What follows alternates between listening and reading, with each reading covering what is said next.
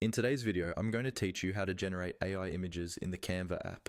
We'll walk through the process from inside a Canva design so you can start creating unique visuals in just a few clicks. Even if you're new to Canva or to AI tools in general, don't worry, I'll explain everything in a clear, simple way. First, open any existing design or create a new blank design in Canva. Once your canvas is open, look over to the left-hand side of the screen. You'll see a vertical toolbar with different options like templates, elements, text, and so on. What you want to click on is Elements. This is where Canva keeps graphics, shapes, photos, and also the AI image generation tool. After you click on Elements, a panel will open showing a variety of options. Scroll through this panel until you see the section for AI image generation. The exact label may change over time, but it's usually something like AI image, text to image, or similar.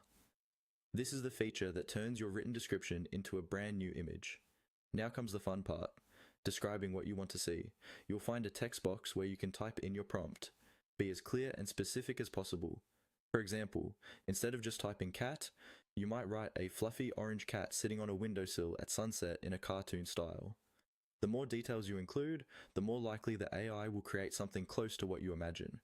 Think about a few things as you type your description. You can mention the subject, the setting, the mood, the colors, and even the style, like realistic, watercolor, or 3D. You don't have to include all of these every time, but adding a bit more context usually gives better results.